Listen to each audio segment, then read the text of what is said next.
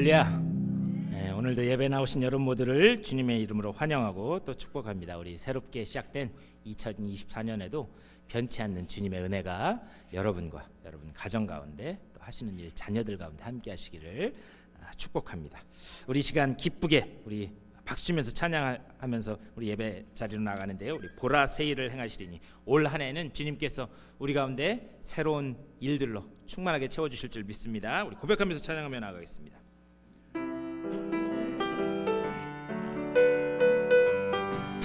보라 새 일을 행하시리니 보라 새 일을 행하시리니 이제 곧 나타내리라. 주를 위하여 지으신 백성 주의 찬송 부르게. 우리 다시 한번 찬양하겠습니다. 보라 새 일을 행하시리니 보라 새 일을 행하시리니 이제 곧 나타내리라. 주를 위하여 지으신 백성 주를 위하여 지으신 백성 주의 찬송 부르게 되리. 광야의 물 솟아나리라. 광야의 물 솟아나리라. 사막의 꽃 피어나리. 사막의 꽃 피어나리. 이전 일들을 너희는 기억지 말며 옛적 일들을 생각지도 말라. 보라 새 일을 행하시리니 보라 새 일을 행하시리니 이제 곧 나타내리라. 주를 위하여 지으신 백성 주를 위하여 지으신 백성 주의 찬송 부르게 되리. 광야의 물 솟아나리라. 광야의 물 솟아나리라. 사막의 꽃 피어나리. 사막의 꽃 피어나리. 이전 일들을 너희는 기억지 말며 옛적 일들을 생각지도 말라. 보라 새 일을 행하시리니 이제 곧 나타내리라. 주를 위하여 지으신 백성 주를 위하여 지으신 백성 주의 찬송 부르게 돼. 다시 한번 찬양하겠습니다. 보라 새 일을 행하시리니 보라 새 일을 행하시리니 이제 곧 나타내리라. 주를 위하여 지으신 백성 주의 찬송 부르게 되리. 아멘. 주님께서 우리 가운데 새로운 일을 또 허락하시고 또 시작하실 줄 믿습니다. 우리 오직 예수 다른 이름은 없습니다. 우리 고백하면서 우리 찬양하겠습니다.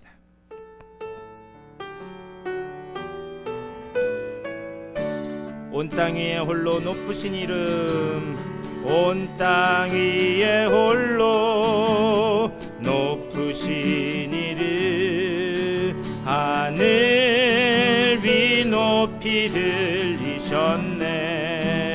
온 땅 위에 홀로, 온 땅 위에 홀로 높으신 이름, 영광과 존귀와 찬양 드리세. 다시 한번 찬양하겠습니다. 온 땅 위에 홀로 높으신 이름 하늘 위 높이 들리셨네. 온 땅 위에 홀로 높으신 이름 영광과 존귀와 찬양 드리세. 오직 예수 다른 이름은 없네. 주 이름만 우리에게 주셨네. 오직 예수 다른 이름 없네. 오 영광과 존귀 권세와 찬양 받으실 분 오직 주 예수. 온 땅 위에 홀로 높으신 이름 온 땅 위에 홀로 높으신 이름 하늘 위 높이 들리셨네. 온 땅 위에 홀로 높으신 이름 온 땅 위에 홀로 높으신 이름 영광과 존귀와 찬양 드리세. 오직 예수 다른 이름은 없네. 주 이름만 우리에게 주셨네. 오직 예수 다른 이름 없네. 오 영광과 존귀 권세와 찬양 받으실 분 오직 주 예수. 오직 예수 다른 이름은 없네. 주 이름만 우리에게 주셨네. 오직 예수 다른 이름 없네. 오 영광과 존귀 권세와 찬양 받으실 분 오직 주의. 우리 그대로 다같이 한 목소리로 기도하겠습니다. 오 영광과 존귀와 권세와 찬양을 받으시기에 합당하신 주님, 그 주님 앞에 신령과 진정으로 드려지는 예배되게 하여 주시옵소서. 오직 예수 그 이름밖에 우리에게는 없습니다.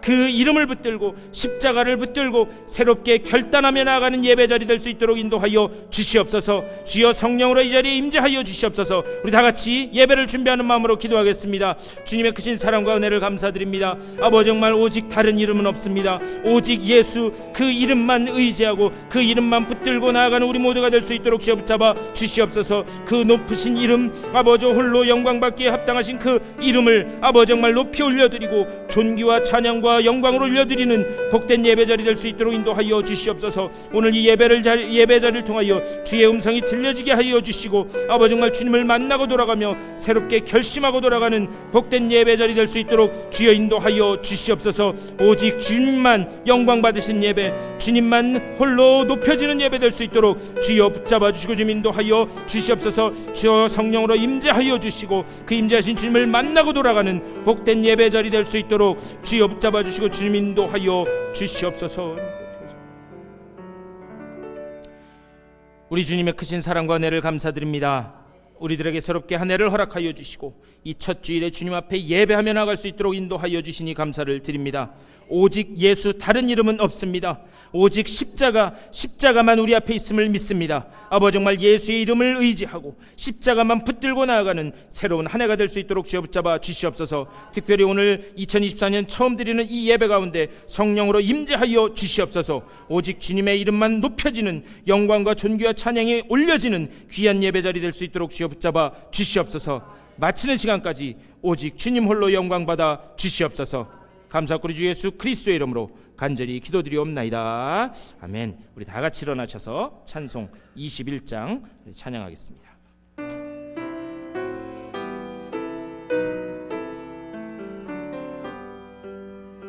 다 찬양하여라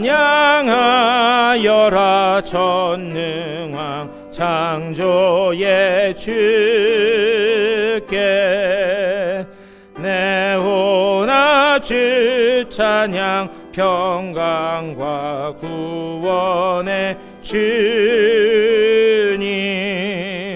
성도들아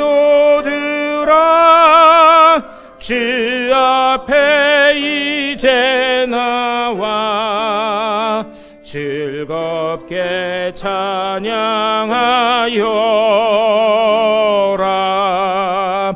다 찬양하여라 놀라운 만유의 주께 포근한 날개 밑 늘 품어주시는 주님 성도들아 주님의 뜻 안에서 내 소원 다 이루리라 다 찬양하여라 온 마음과 마음을 바쳐 이 세상 만물이 주 앞에 다 나와 찬양 성도들아 기쁘게 소리 높여 영원히 찬양하여라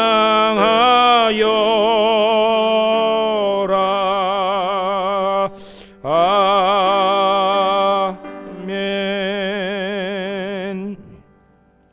우리 다 같이 교독문 94번 우리 새해 두 번째 우리 화면을 보시면서 교독하시겠습니다. 찬송하리로다 하나님 곧 우리 주 예수 그리스도의 아버지께서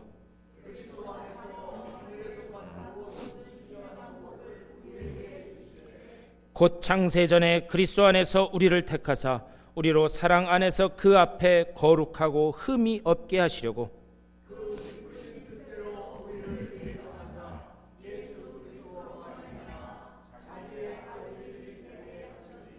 이는 그가 사랑하시는 자 안에서 우리에게 거저 주시는 바 그의 은혜의 영광을 찬송하게 하려는 것이라.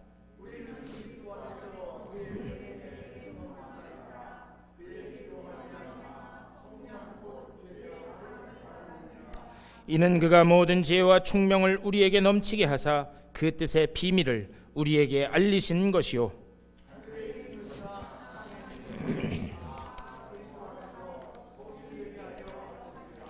모든 일을 그의 뜻이 결정대로 일하시는 이의 계획을 따라 우리가 예정을 입어 그 안에서 기업이 되었으니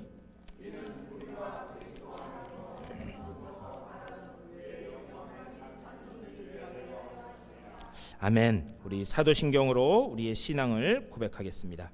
전능하사 천지를 만드신 하나님 아버지를 내가 믿사오며 그 외아들 우리 주 예수 그리스도를 믿사오니 이는 성령으로 잉태하사 동정녀 마리아에게 낳으시고 본디오 빌라도에게 고난을 받으사 십자가에 못 박혀 죽으시고 장사한 지 사흘 만에 죽은 자 가운데서 다시 살아나시며 하늘에 오르사 전능하신 하나님 우편에 앉아 계시다가 저리로서 산 자와 죽은 자를 심판하러 오시리라. 성령을 믿사오며 거룩한 공회와 성도가 서로 교통하는 것과 죄를 사하여 주시는 것과 몸이 다시 사는 것과 영원히 사는 것을 믿사옵나이다. 아멘.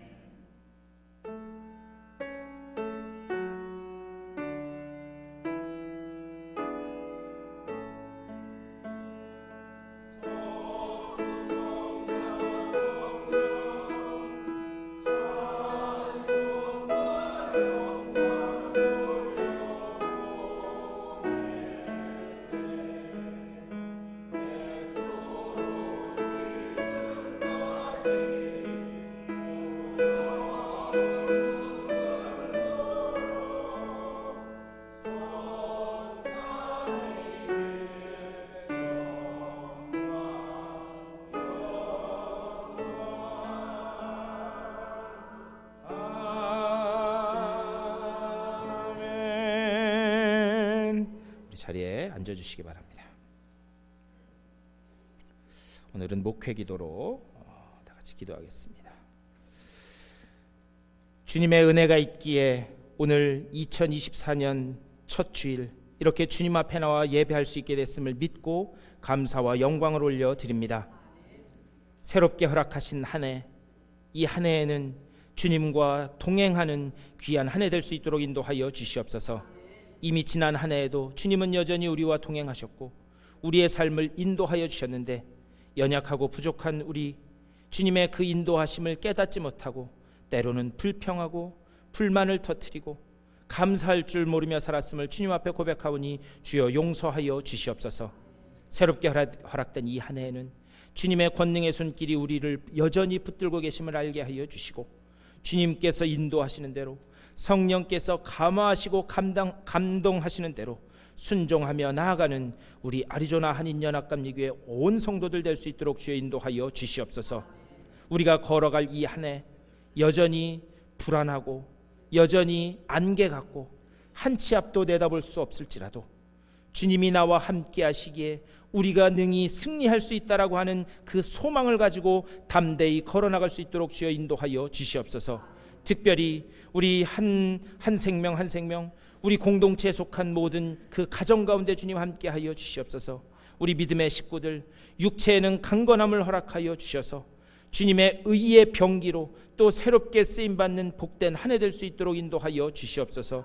주님 주시는 찬양으로 충만하게 채워주셔서 언제 어디서든지 주님을 찬양하며 주님 앞에 영광 올려드리는 복된 마음 가질 수 있도록 주여 인도하여 주시옵소서. 올 한 해 여러 가지 문제들을 놓고 기도할 때마다 여전히 하나님께서는 그 기도를 들으심을 체험케 하여 주시되 우리의 기도가 주님 앞에 향기되어 올라가 주님이 흠양하시고 역사하심을 볼 수 있도록 영의 눈을 열어 주시옵소서. 괴롭고 힘들 때에 우리에게 소망과 용기를 주시는 그 세밀한 음성에 귀 기울이게 하여 주시고 그 음성을 따라 순종하며 걸어나가면 하나님께서 약속하신 바 그 언약이 그대로 이루어짐을 또한 맛보게 주님 인도하여 주시옵소서. 무엇보다 아버지 정말 저들의 가정 가운데 함께하여 주셔서 아버지 정말 그 가정을 통하여 계속해서 소망의 소식들이 들려지게 하여 주시옵소서. 주님이 우리와 이렇게 함께 하셨고 이 위기 가운데 이렇게 이기게 하셨음을 간증하게 하여 주시고 무엇보다 저들의 자녀들 가운데 함께 하여 주셔서 계속해서 자녀들을 통하여 복된 소식들이 나누어질 수 있도록 주여 인도하여 주시옵소서. 무엇보다 우리 교회 가운데 주님 함께 하여 주시옵소서. 아버지 우리 교회가 아버지 정말 어두워져가는 이 때에 이 지역에 복음의 빛을 비추는 복된 교회 될 수 있도록 인도하여 주시옵소서. 그 사명을 위하여 우리가 부름받아 싸우니 아버지 정말 그 사명을 붙들고 주님께서 명령하시는 곳에 나가 복음의 씨앗을 뿌리는 아버지여 우리 아리조나 한인연합감리교회 성도들 다 될 수 있도록 인도하여 주시옵소서. 우리는 뿌릴 뿐이오니 주님께서 아버지여 역사하셔서 30배 60배 100배 열매가 맺어지게 하여 주시고 올 한 해가 마무리될 때에는 이 아버지여 우리 예배당 안에 주님의 그 믿음의 식구들이 아버지여 더욱더 충만하게 채워져 같이 주님 앞에 영광 올려드리는 귀한 역사가 나타날 수 있도록 주여 복내려 주시옵소서. 아버지여 올 한 해 가운데도 여전히 우리와 함께 하시는 그 주님의 손길을 보고 아버지 정말 우리가 주님 안에서 하나 되어 머리 대신 그 주님을 바라보며 아버지 정말 맡은 자리에서 충성하는 귀한 일꾼들로 다 설 수 있도록 주여 복내려 주시옵소서. 변치 않는 주님의 손길을 의지하고 또 우리에게 약속하실 그 언약을 기대하옵고 감사드리오며 우리 주 예수 그리스도의 이름으로 간절히 기도드리옵나이다. 아멘.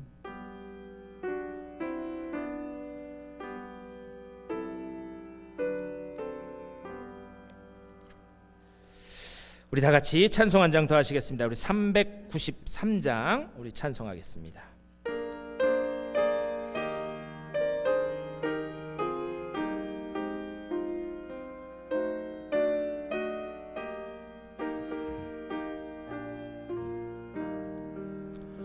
오 신실하신 주 내 아버지요 늘 함께 계시니 두려움 없네. 그 주 사랑 변찮고 날 지키시며 어제나 오늘이 한결같네. 오 신실하신 주, 오 신실하신 주, 날마다 자비를 베푸시며 일용할 모든 것 내려주시니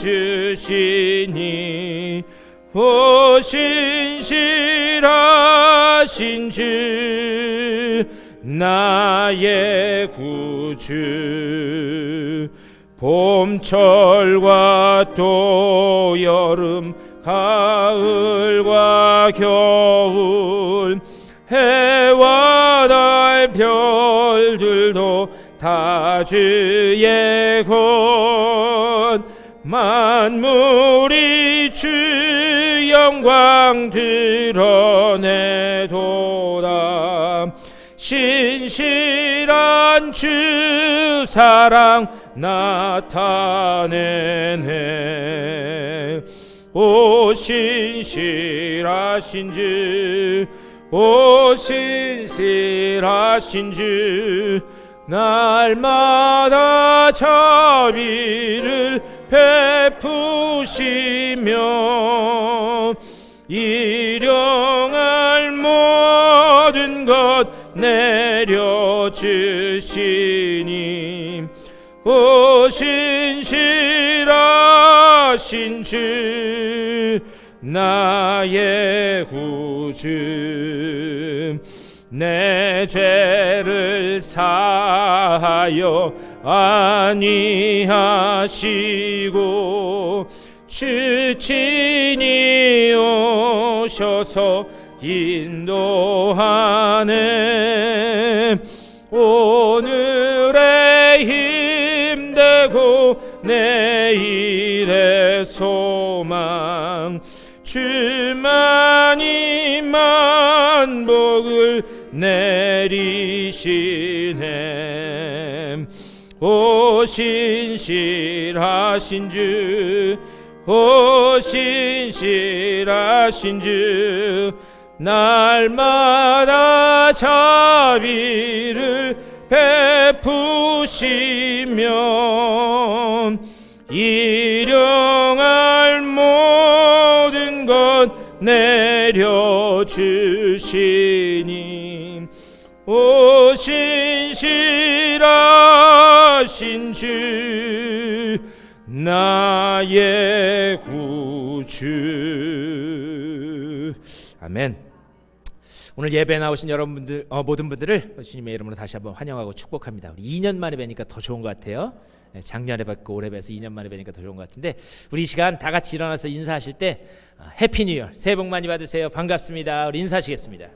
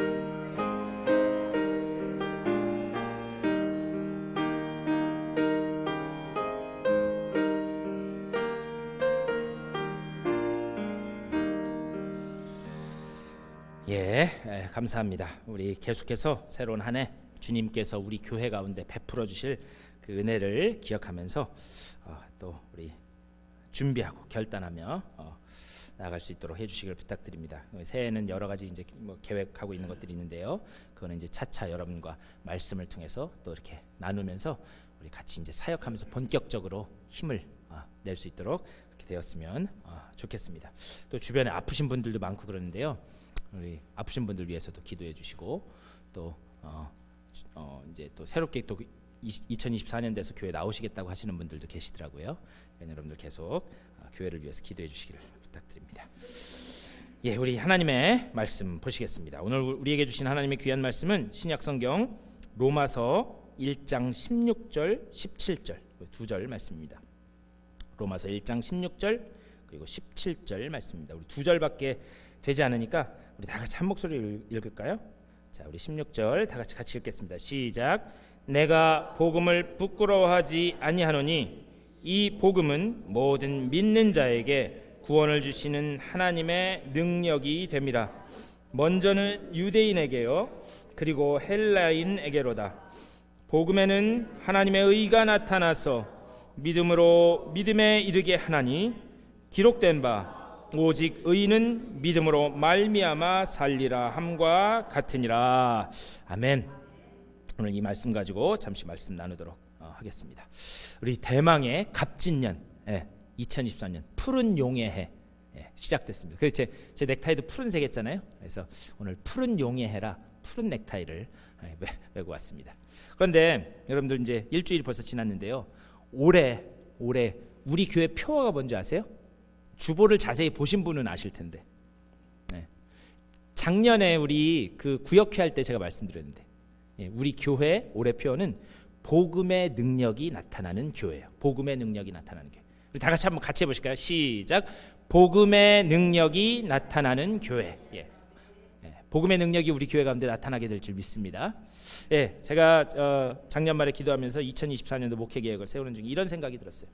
오늘날 많은 사람들이 신앙생활을 하는데 왜 그 가운데 어떤 그런 변화가 일어나지 않을까? 오늘날 이렇게 교회가 이렇게 많이 있는데 제가 깜짝 놀란 거는 이 아틀란타도 교회가 꽤 많거든요. 거기 바이블 벨트라고 그러잖아요. 그래서 제가 캘리포니아 살다가 처음에 이 아틀란타 가서 놀랐던 건 뭐냐면 미국 사람들도 이 주일날 아침이 되면 저는 이제 아침에 일찍 교회 가니까 아침이 되면 넥타이 매고 그리고 아이들 태우고 가는 차들을 많이 봤어요. 그러니까 주일날 아침에 넥타이 매고 가면 19은 교회 가는 거잖아요. 그래서 확실히 여기는 남부 바이블 벨트라 틀리구나 그렇게 생각을 했는데 여기 와서도 깜짝 놀란 거는 제가 교회 올 때도 이렇게 보면 물론 여기는 이제 날씨 때문에 그러기도 하지만 편한 자세로 아이들하고 같이 차를 타고 아침에 나가는 분들이 많더라고요. 그리고 저희 동네도 왜 이렇게 교회가 많은지 미국 교회 어떻게 하다 보니까 몰몬 교회도 그렇게 많던데. 근데 교회가 이렇게 많은 거 보고 참 깜짝 놀랐습니다. 근데 이렇게 교회가 많은데 왜 예나 지금이나 세상이 그렇게 달라지지 않을까라는 그런 생각을 해봤습니다. 여러분은 왜 그렇다고 생각하시는지 모르겠어요. 지금은 또 오히려 예전보다 말씀 듣기가 훨씬 쉬워졌습니다. 유튜브만 틀면 TV도 기독교 방송만 틀면 얼마든지 라디오만 틀면 쉽게 말씀을 접할 수 있게 됐습니다. 그런데 그렇게 말씀을 쉽게 접할 수 있게 된 만큼 과연 우리 가운데 우리 이 공동체 가운데 어떤 변화가 일어나고 있는가? 우리가 새해를 시작하면서 우리 신앙인으로서 크리스찬으로서 한번 깊게 생각해 봐야 될 문제입니다. 과연 또 우리의 삶 가운데 실제적으로 하나님의 말씀이 나를 지배하고 그리고 그 말씀에 온전히 순종하면서 우리가 나아가고 있는가? 그것도 다시 한번 점검해 봐야 될 문제이지 않나 생각해 봅니다. 그렇다면 왜 올해 표어를 복음의 능력이 나타나는 교회 이걸로 정했는가? 특별히 오늘 이 말씀 1장 16절 말씀 거기를 보면은요. 복음은 모든 믿는 자에게 구원을 주시는 하나님의 능력이 됨이라 이렇게 얘기합니다. 복음이라고 말씀이라고 하는 것은 뭐냐? 능력이다 이렇게 말씀해요. 그런데 과연 우리 삶 속에 하나님의 말씀은 복음이 말씀이 능력이다라고 이야기하고 있음에도 우리가 실제 하루하루의 삶 가운데 그 하나님의 능력을 체험하면서 살고 있는가 한번 깊게 생각해 봐야 될 문제입니다. 그래서 앞으로 몇 주간 이 복음이라고 하는 것, 말씀이라고 하는 것과 능력이라고 하는 것이 어떤, 하나님의 말씀은 어떤 관계로 우리에게 말씀하고 있는가, 그거를 좀 몇 주간 좀 봤으면 좋겠어요. 다만 부탁드리기는 우리 새롭게 시작된 2024년 이 한 해 가운데 하나님의 복음의 능력이 여러분의 삶 가운데, 말씀이 삶 가운데 능력으로 살아 움직이고 일어나는 귀한 여러분들의 삶 되실 수 있게 되기를 주님의 이름으로 간절히 축원합니다. 네. 우선 바울은 그리스도라고 하는 분을 전하면서 그분의 말씀, 다시 말하면 복음, 그분의 말씀을 복음이라고 그렇게 이야기해요. 복음, 헬라어로는 유앙겔리온이라고 이야기합니다. 그런데 이 로마서가 당시에 쓰여지던 이 당시에 복음, 유앙겔리온이라고 하는 말은 어떤 의미로 쓰여졌냐면, 황제가 자신의 뒤를 이을 그 아들이 태어날 때 그것이 기쁜 소식이다라고 해서 유앙겔리온 이렇게 했어요. 그러니까 복음, 기쁜 소식이라는 말이잖아요. 그러니까는 황제, 이 나라를 이끌 황제의 아들이 태어나서 다시 새로운 왕제가 난다라고 할 때 유앙겔리온, 복음이라는 단어를 썼습니다. 또 어떤 경우에 쓰여지냐면, 황제가 이 로마 시민들을 위해서 어떤 선한 정책을 발표할 때, 우리를 위해서 이 좋은 정책을 발표하니까 이것은 기쁜 소식이다라고 해서 유앙겔리온이라고 그런 단어를 썼습니다. 그런데 로마 시민에게는 그것이 기쁜 소식일 줄 모르지만, 당시 수많은 식민지를 거느리고 있었던 그 로마의 식민지들에 있던 사람들의 입장에서 봐서는 그것은 재앙 수준이었어요. 왜 그러냐면, 로마 시민을 배부르고 잘 선한 정책을 하기 위해서는 식민지 사람들을 쥐어짜야 됐기 때문이에요. 그러니까는 로마 사람들에게는 그게 유앙겔리온, 기쁜 소식일 줄 모르지만 식민지 사람들에게는 재앙에 가까운 그런 소식이었습니다. 그렇기 때문에 이것은 온전한 복음, 반쪽짜리, 이건 부당한, 온전하지 못한 복음이었다, 이렇게 말씀드릴 수 있어요. 하지만 반면에 사도 바울이 로마서를 통해서 진정 전하고자 했던 복음은 뭐냐? 그것은 그리스도의 복음이었어요. 그리스도의 복음. 민족과 민족이, 시대와 시대가, 하늘과 땅이 만나서 온 인류가 온전히 화합하게 하는, 온전히 하나 되게 하는 그런 복음, 그것이 바로 그리스도의 복음이었습니다. 사도 바울은 이 그리스도의 복음이야말로 온전한 복음이다, 그것을 이야기하고 있었던 거예요.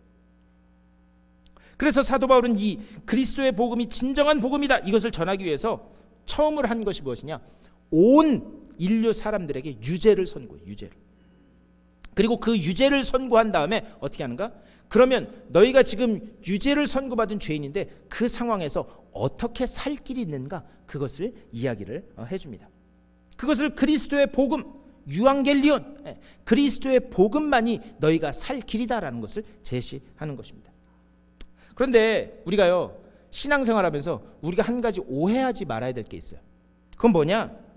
이 기독교는요, 어떤 여지가 있어서 사람을 고쳐서 개선하는 종교가 아니에요. 우리가요, 잘 생각해 봐야 되는 게, 아니 어떻게 예수 믿는 사람이 저럴 수가 있어? 어떻게 교회가 저럴 수 있어? 그런 이야기들 여러분들 많이 들어보셨을 거예요. 그런데 우리가 오해하지 말아야 될 건 뭐냐? 이 기독교 신앙이라고 하는 것은 그 사람에게 여지가 있기 때문에 무언가 고쳐서, 아니면 그 사람에게 득도의 과정을, 불교 신자들이 하는 것처럼 득도의 과정을 거쳐서 그 사람을 어떻게 변화시키는 그런 종교가 아닙니다. 사도 바울은 뭐라고 이야기하는가? 온 인류를 향해서 그렇게 너희는 여지가 전혀 없는 죄인이다, 그것을 먼저 전제로 이야기하고 시작합니다. 온 인류는 여지가 없는 죄인이기 때문에 예수 그리스도께서 오실 수밖에 없었다라는 것을 이야기하는 거예요. 그래서 십자가 사건을 사도 바울은 이야기하는 겁니다. 복음이 갖는 가장 중요한 전제는 뭐냐? 인간은 절망적인 존재다라는 거예요. 인간은 절망적인 존재다. 우리가 살면서 낙심하거나 좌절할 때가 있어요. 그런데요, 낙심하거나 좌절한다는 것도 어떤 다른 의미에서는 교만입니다. 교만. 왜 그런지 아세요? 내가 무언가 해볼 수 있는 여지가 있다라고 생각하기 때문에 절망하는 거예요. 내가 무언가 해볼 수 있는 그런 가능성이 있다라고 생각하기 때문에 좌절하는 거예요. 아직도 내 속에 뭔가 있다, 할 수 있다라고 하는 여지가 있기 때문에 낙심하고 하는 거예요. 이것인데 우리는 그런 것도 할 수 없는 그런 완전한 죄인이다, 나는 완전한 연약한 존재이다 라는 게 깨달아지면 뭐가 나오는 줄 아세요? 그때 감사가 나오는 거예요. 그때 은혜가 나오는 거예요. 아까 저 앞에서 이렇게 인사하는데 우리 집사님이 오시더니 아이고 목사님 올 한 해도 오늘도 목사님이 살려주셔서 나와서 이렇게 예배드립니다. 그렇게 말씀하시더라고요. 예. 내가 하루하루 살아가고 내가 숨쉬는 것 자체가 하나님의 은혜가 아니고서는 안 된다. 그게 깨달아지니까 감사가 나오는 것이다. 예. 그리고 이 은혜와 감사는 무엇인가? 오직 십자가를 통해서만 드러난다. 하나님은 사도 바울을 통해서 우리들에게 말씀하고 계십니다. 그래서 사도 바울이요 고린도전서 2장 2절에서 이렇게 이야기합니다. 내가 예수 그리스도와 그가 십자가에서 못 박히신 것 외에는 아무것도 알지 않기로 작정했다. 이렇게 얘기해요. 바울이 이렇게 고백하는 이유가 무엇이냐? 나머지 지식들, 예수 그리스도 십자가에 못 박히신 것 그 외 나머지 지식은 다 불필요하다. 그 이야기를 하는 게 아니에요. 오직 십자가를 통과하지 않은, 십자가가 경험되지 않은 지식과 모든 경험은 다 먼지와 같은 것이다. 그것을 이야기하고 있는 것입니다. 다만 부탁드리기는 2024년도에는 이 십자가를 통과하는 놀라운 체험이, 십자가를 통과함으로 하나님이 위로부터 내려주시는 놀라운 은혜로 충만하게 채워지시는 여러분의 삶 되실 수 있게 되기를 주님의 이름으로 간절히 축원합니다. 그렇다면 하나님께서 바울을 통해서 우리에게 말씀하시고자 했던 복음의 참 의미가 뭐냐? 복음의 참 의미. 16절에서 다시 한번 제가 읽을게요. 내가 복음을 부끄러워하지 아니하노니 이 복음은 모든 믿는 자에게 구원을 주시는 하나님의 능력이 됨이라. 이렇게 복음, 하나님의 말씀을 뭐라고 이야기하느냐? 복음은 능력이다 라고 이야기해요. 복음은 능력이다. 아니 우리는 하나님의 말씀, 이 복음, 이거를 어떤 철학적인 개념이나 사유하는 개념이나 이렇게 말씀해 주시면 더 쉽게 이해될 것 같은데, 그런데 복음은 능력이다 이렇게 이야기하고 있어요. 그럼 복음이 능력이다라는 말은 이런 걸까요? 제가 저희 아버지 말씀을 드려서 참 죄송한데, 저희 아버지가 목회하시면서 교회를 여러 번 건축을 하셨어요. 그랬는데 제가 태어난 대천에서 1980년도에 이 교회 건축을 하셨는데, 그런데 1980년도에 교회 건축을 하시면서 어느 날 새벽에 기도하는데 하나님께서 건물을 지으라고 하는 그 음성을 들려주셨다는 거예요. 그래가지고 당시 그 시골에 1980년도에 그 시골 교회에 400만 원 딱 있었대요. 400만 원. 그래서 어떻게 하셨느냐? 그 이 설계하는 분을 찾아가서 설계도 좀 그려달라고. 이제 그것도 나중에 돈 준다고 하고 설계도를 그려와서 그거를 새벽마다 이 뒤에 성경책은 여기다 펼쳐놓고 하나님 이거 하나님 집입니다. 하나님이 짓게 하실 줄 믿습니다. 예. 그래가지고 하셨다는 거예요. 그래가지고 이제 교인들과 같이 하는데 뭐 400만 원 가지고 교회를 졌으니 뭐가 있겠어요? 하다가 자갈 떨어지면 공사 중단, 철근 떨어지면 공사 중단. 그런데 놀라운 사실은 그럴 때마다 교회 나가서 부르짖으셨다는 거예요. 하나님, 아버지 집, 내 집 짓는 것도 아니고 아버지 집 짓는 건데 하나님이 철근 몇 개, 모래 몇 톤 보내주실 줄 믿습니다. 근데 참 놀라운 사실은 그렇게 하고 기도하고 나면 얼마 되지 않아서 교인도 아닌데, 우리 교인도 아닌데 시골에 잠깐 다니러 왔던 어떤 분이 새벽마다 이제 새벽 기도를 나왔는데 젊은 목사 하나가 자갈 몇 톤, 모래 몇 톤, 그러니까 이상하게 생각하셨다는 거야. 아니 기도가 어떻게 자갈 몇 톤? 여러분 생각해보세요. 제가 여기서 하나님 여기 뭐 무슨 장비 이걸 계속 그렇게 기도한다 그러면 얼마나 이상하게 생각했어요? 그랬는데 그렇게 할 때마다 그분을 통해서 또 그런 분들의 손길을 통해서 그게 지어졌다는 거예요. 그리고 나서 1980년도에 얼마짜리 400만 원 가지고 시작한 그 교회가 얼마짜리 교회를 지은 4억짜리 교회를 지은 거예요. 1980년도에. 여러분 가만히 생각해 보세요. 그 시골에서. 근데 그 저희 아버지하고 친한 어떤 후배 목사님이 저한테 오시더니 그 말씀 한번 하시더라고요. 야 상재야, 그 아버지가 지은 동대교회 그때 그게 그 1980년도 그때 많은 사람들이 천안 밑으로 있는 교회 중에 제일 잘 지은 교회라고 했다고 그렇게 얘기하더라고요. 그 말씀을 하시더라고요. 그런데 복음은, 하나님의 말씀은 능력이다. 과연 그런 의미를 이야기하는 걸까요? 하나님의 말씀이 복음이 능력이다. 물론 그런 차원도 있습니다. 그런데 오늘 말씀에서 이야기하는 복음은 하나님의 능력이다라고 하는 것은 조금 다른 차원의 그런 문제입니다. 이것은 무엇을 말하는 거냐? 17절에서 이렇게 말씀해요. 복음에는 하나님의 의가 나타나서 믿음으로 믿음에 이르게 하나니. 근데 복음에는 의가 나타난다. 이게 무슨 올바름, 정의 이것을 이야기하는 게 아닙니다. 이건 좀 다른 의미예요. 그리고 그 뒤에 가서 믿음으로 믿음에 이르게 한다. 믿음이 믿음에 이르게 한다. 이게 도대체 무슨 말일까? 이 말씀을 보려면 우리가 성경의 다른 인물을 한번 좀 봐야 되는데요. 여러분, 믿음의 조상하면 누구죠? 믿음의 조상? 아브라함. 그런데 우리가 믿음의 조상하면 아브라함이라고 부르는데, 그것은 아브라함이 무슨 엄청나게 신앙의 모범이 되고 그의 신앙생활이 본이 됐기 때문에 믿음의 조상이라고 이야기하는 게 아니에요. 우리가 아브라함을 보면서 믿음의 조상이라고 부르는 이유는 그의 삶이 하나님이 얼마나 그를 인내하셨고 그를 기다리셨고, 그리고 그 삶을 통해서 하나님의 언약이 결말짓게 하셨는지 그 모든 과정을 가장 잘 담아낸 인생을 살았기 때문에 우리는 아브라함을 믿음의 조상이다 이렇게 이야기하는 거예요. 이거 우리가 오해하지 말아야 될 것입니다. 얼마나 하나님께서 그 인생에 개입하셨고 그를 계속해서 설득하셨고 그를 기다리셨고 그를 결말짓게 하셨는가. 근데 여러분, 아브라함의 인생을 한번 보면은 여러분 잘 아시는 것처럼 그는 원래 어디 살던 사람이었냐면 우르, 갈대아 지역, 오늘날로 치면은 이라크 지역의 그 우르라고 하는 지역. 근데 당시에 그 지역은 우상 숭배의 본거지였습니다. 그곳에서 우상을 숭배하며 살던 사람이었어요. 근데 어느 날 하나님께서 그에게 나타납니다. 내가 살고 있는 갈대아 땅을 떠나라. 특별히 사도행전 7장 1절 말씀 그 이하를 보면 스데반이 이 유대인을 향해서 이렇게 설교하는 그 이야기가 나오는데, 거기 보면 하나님이 나타나셔서 갈대아 땅을 떠나라 이렇게 말씀하십니다. 그런데 우리가 창세기 11장 말씀을 보면 갈대아 우르를 떠나다가 그가 어디에 머무느냐? 하란이라고 하는 곳에 머물게 돼요. 하란. 근데 그 하란이라고 하는 곳은 어디냐면, 하란은 당시에 이 유프라테스 강이라고 하는 그 큰 강이 있었는데 그 강의 건너편이었어요. 근데 이게 강 건너라고 하는 게 무슨 의미냐면, 오늘날 우리는 그렇지 않지만 당시 고대인들에게는 이 강 건너는 세상의 끝이다라고 그렇게 생각을 했습니다. 세상의 끝이다. 그러니 여러분 한번 가만히 생각해 보세요. 이 강을 넘어가면 세상의 끝이고 그 앞에는 어떤 일이 벌어질지도 모르는데 그 강을 건너가는 게 쉬웠겠어요? 어려웠겠어요? 여러분 같으면 그냥 막 건너가시겠어요? 하나님이 가라고 했으니까 믿음 붙들고 아멘! 그리고 나가셨겠어요? 그 당시에 이 아브람, 이 데라의 그 일족이 여러 명이 있었을 텐데 그 강 너머에는 무슨 일이 벌어질지도 모르는데 그게 가는 게 쉽지 않았을 것이다. 이게 우리 생각해 볼 수 있습니다. 그래서 강 건너기 직전인 하란에 머물게 돼요. 그런데 그것은 하나님의 뜻이 아니었어요. 그래서 이 아브라함의 아버지 이름이 뭐죠? 데라. 근데 이 데라라고 하는 말의 뜻이 뭐냐면 지연시키는 사람이라는 말이에요. 지연시키는 사람.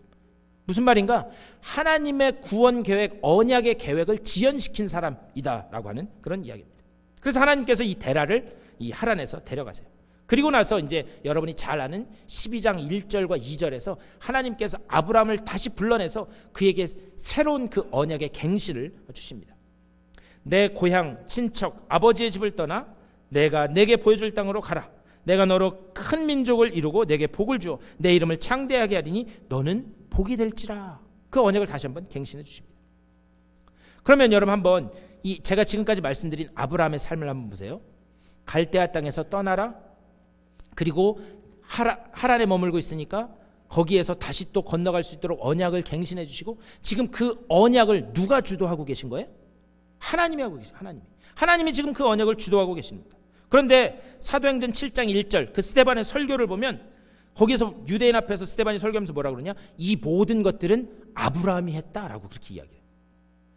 그 삶을, 창세기의 그 모든 과정을 보면 하나님이 주도하신 거예요. 그런데 거기에서는 아브라함이 했다. 그리고 나서 히브리서 11장에 가서 믿음장에서는 뭐냐? 믿음으로 누구는? 아브라함은 해. 믿음으로 아브라함은 순종하면서 나갔다 그렇게 이야기합니다. 근데 그 삶 다시 한번 보면은요, 아브라함이 어쨌든 가나안 땅에 들어가요. 그런데 가나안 땅에 들어가서 하나님 앞에 철저하게 순종하면서 있었나요? 아니죠. 기근이 일어나자마자 어떻게 됐어요? 하나님은 그 땅을 절대 떠나지 말라라고 말씀하셨음에도 불구하고 뒤도 안 돌아보고 어디로 가요? 애굽으로 가요.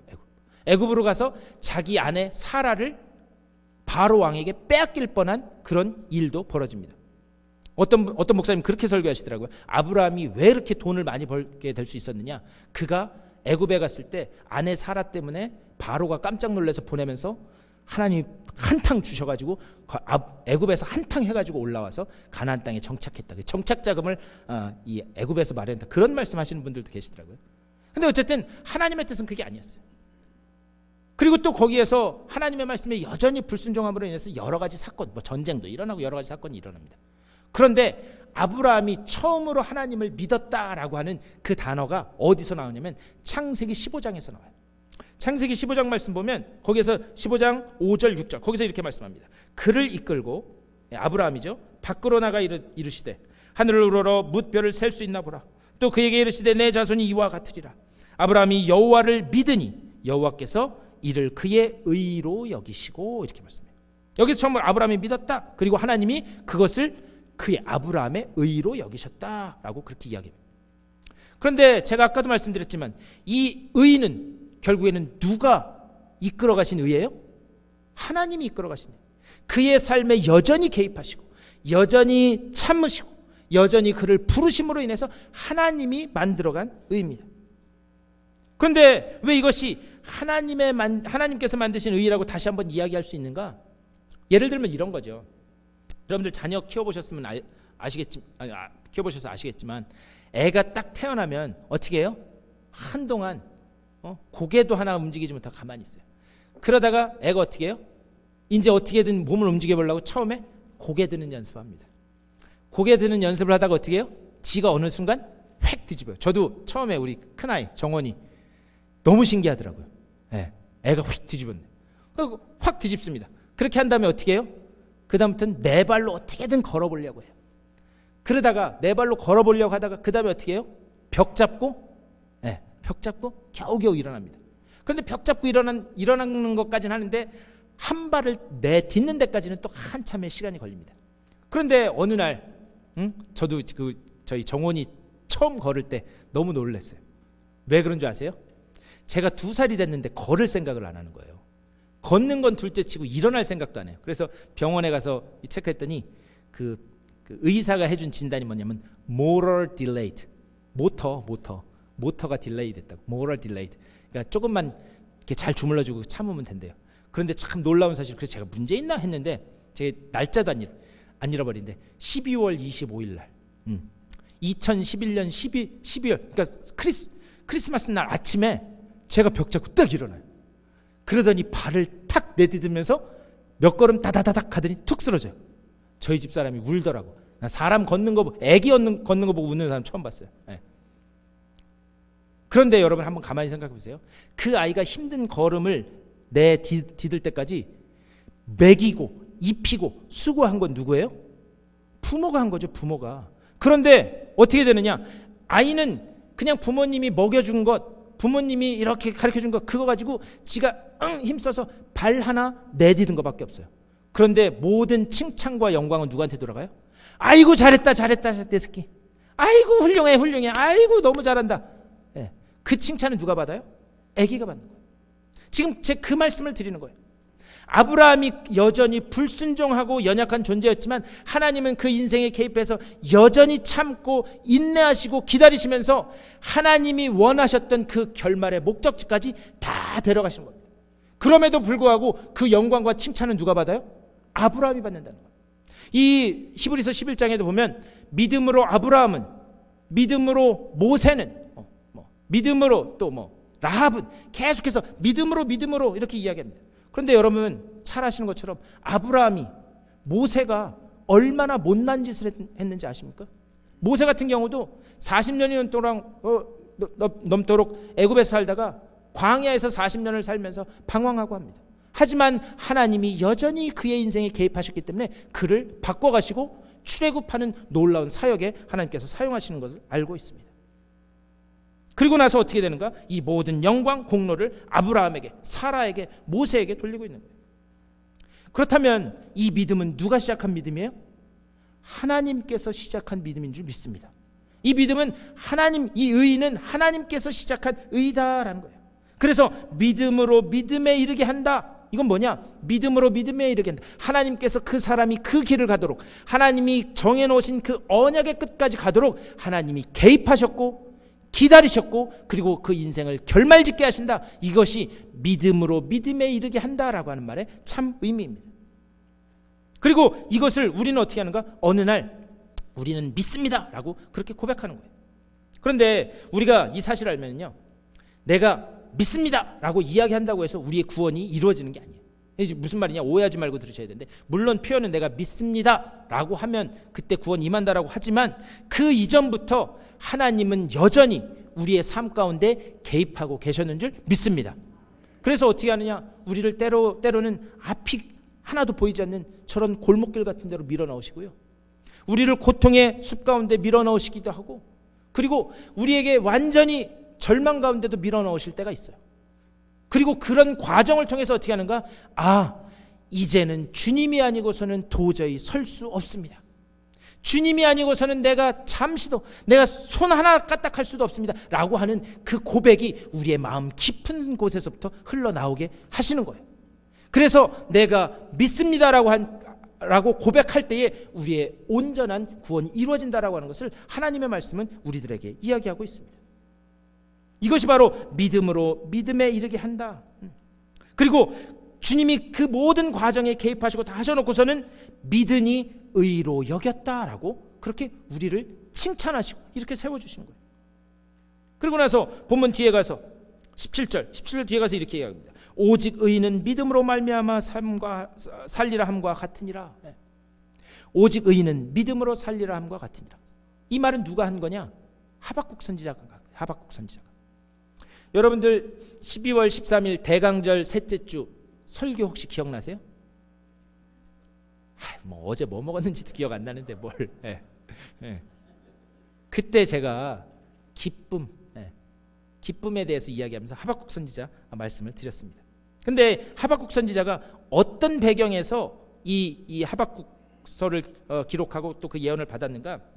아수르라고 하는 나라가, 바벨론이라고 하는 나라가 계속해서 이스라엘을 괴롭힙니다. 그래서 하박국은 이해할 수가 없었어요. 하나님, 우리가 선택된 백성이라면 왜 우리를 이렇게 고통스럽게 하는 저들에 대해서 하나님 침묵하고 계십니까? 왜 우리가 당하는 이 고통에 하나님 눈 감고 계십니까? 계속 하나님 앞에 불평합니다. 그때 하나님이 하박국 선지자에게 주신 말씀이 뭐냐? 오직 의인은 믿음으로 말미암아 살리라. 이거 뭐였냐? 우리가 잘못 이해하면 네가 지금 힘들고 어려워도 믿음 붙들고 참고 이기면 내가 반드시 승리하게 해줄게. 우리가 잘못 이해하면 그렇게 이해할 수 있어요. 그런데 그 얘기가 아닙니다. 대신 하나님 하시는 말씀은 그거예요. 하박국아, 너는 왜 내게 불평과 불만을 늘어놓느냐? 내가 하는 것은 무조건 옳다. 하나님 그 말씀하신 거예요. 내가 하는 일은 무조건 옳다. 그 이야기는 뭐냐? 내가 하는 일은, 내가 시작한 일은 세상에 어떤 방해와 공작이, 어떤 풍파가 몰아치든지 간에 나는 반드시 그것을 그 결론까지 이르게 할 것이다 라는 말씀이 오직 의인은 믿음으로 말미암아 살리라. 그것에 눈이 떠져야 된다라는 것을 하나님께서 하박국에게 말씀하고 계신 거예요. 하나님이 시작하신 것은 어떤 방해가 있든지 간에 반드시 결말짓게 하신다.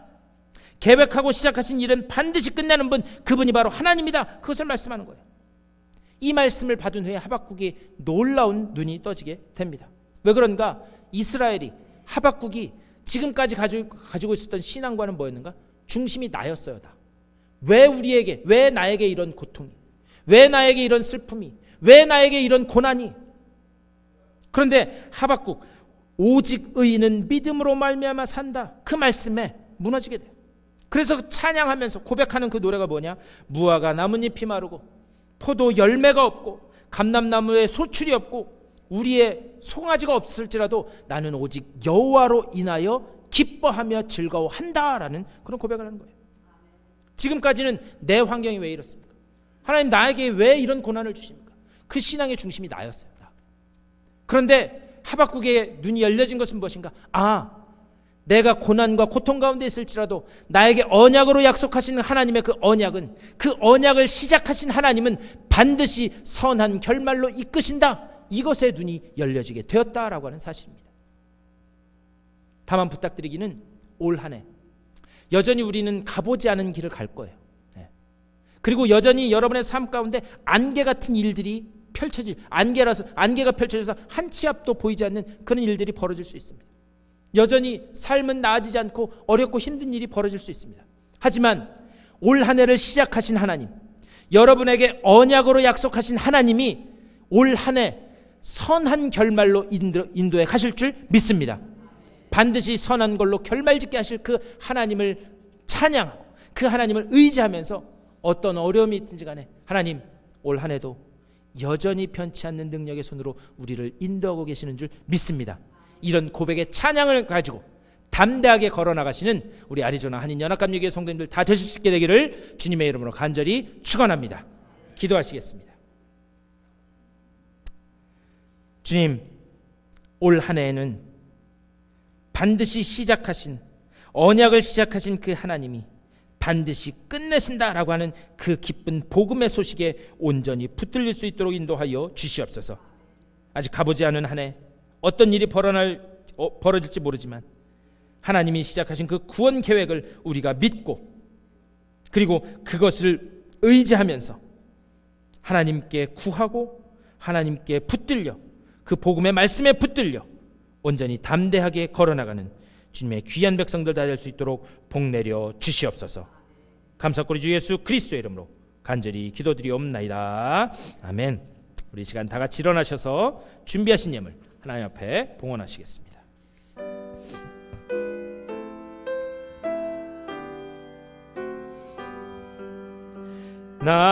나의 생명 드리니 주여 받아 주셔서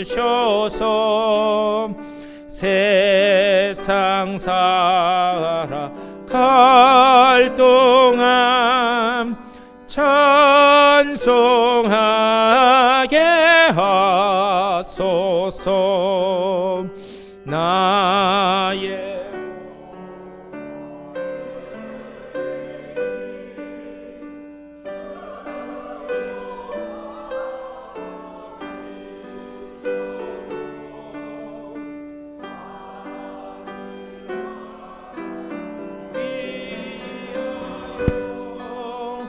주 뜻대로 쓰소서.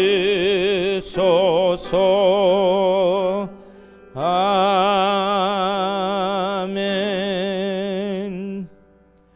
모든 것이 주님의 손 안에 있고 모든 것이 주님의 은혜 안에 있음을 믿습니다. 여전히 변함없는 손길로 우리를 붙드시고 인도하신 하나님, 새롭게 허락된 한 해 가운데 주님의 그 권능의 손길로 또 말씀으로 우리의 삶을 밝히 비춰 주셔서 말씀이 인도하시는 대로 순종하며 나아가는 우리 모두가 될 수 있도록 인도하여 주시옵소서. 올 한 해는 계속해서 기쁨의 소식들이 나누어지게 하여 주시고 하나님이 내 삶 가운데 이렇게 역사하셨음을 고백하며 간증하며 나아가는 복된 저들의 삶 될 수 있도록 인도하여 주시옵소서. 특별히 이 예물이 쓰여지는 곳마다 새롭게 주의 놀라운 그 구원의 빛을 향하여 나아오는 백성들이 넘쳐나게 하여 주시고 그 가운데 하나님이 어떻게 역사하시는지를 보며 찬양하는 그 순간이 어서속히 올 수 있도록 복내려 주시옵소서. 이 예물을 드린 손길들마다 복내려 주시고 가정 가운데 자녀들 가운데 하는 모든 일들 가운데 풍성한 열매들이 맺어질 수 있도록 또한 복내려 주시옵소서. 감사드리 주 예수 그리스도의 이름으로 축복하며 간절히 기도드리옵나이다. 아멘.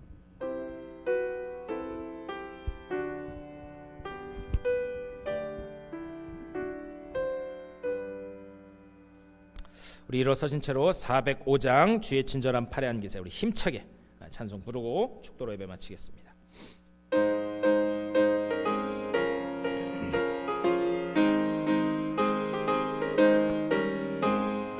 주의 친절한 발에 안기세 우리 마음이 평안하리니 항상 기쁘고 복이 되겠네. 영원하신 팔에 안기세 주의 팔에 그 크신 팔에 안기세 주의 팔에 영원하신 팔에 안기세. 날이 갈수록 주의 사랑이 두루 광명하게 비치고 천성 가는 길 편히 가리니 영원하신 팔에 안기세 주의 팔에 그 크신 팔에 안기세 주의 발에 영원하신 발에 안기세. 주의 보좌로 나아갈 때에 기뻐 찬미 소리 외치고 겁과 두려움 없어지리니 영원하신 발에 안기세. 주의 발에 그 크신 발에 안기세. 주의 발에 영원하신 발에 안기세. 우리에게 새롭게 시작된 그 한 해, 아버지 정말 올 한 해도 여전히 우리 가운데 불안한 마음이 있고 근심되는 것들이 있고 해결되지 않은 문제가 있을지라도 하나님께서 시작하신 그 언약을 반드시 선한 결말로 이끌어내실 줄 믿습니다. 그 언약의 말씀을 붙들고 나아가는 우리가 되게 하여 주시고, 지금까지는 나 때문에 나를 위해 내가 중심이었다면 이제부터는 우리 하나님 여호와를 나의 삶의 중심으로 삼고 여호와께서 인도하시는 대로 순종하며 나아가는 우리 모두가 될 수 있도록 복 내려 주시옵소서. 그래야 내 삶 가운데 무화과 나뭇잎이 마르고 포도나무에 열매가 없고 감람나무에 소출이 없고 외양간에 송아지가 없을지라도 여호와 한 분으로 인하여 기뻐하는 복된 신앙의 소유자들 다 될 수 있도록 주여 인도하여 주시옵소서. 그 하나님을 인하여 기뻐하는 우리 모두가 될 수 있도록 주여 붙들어 주시옵소서. 이 결단을 가지고 세상을 향해 나아가는 우리 아리조나 한인연합감리교회 성도들의 삶 가운데 이제는 우리 구주 예수 그리스도의 크고 놀라우신 은혜와 하나님 아버지의 극진하신 사랑하심과 성령의 감화 감동하시고 역사하시고 이끄시는 손길이 이들의 삶 가운데 걸어가는 발걸음 가운데 하는 모든 일들과 가정과 자녀들 가운데 이제로부터 영원토록 함께 하시기를 간절히 축원하옵나이다. 아멘.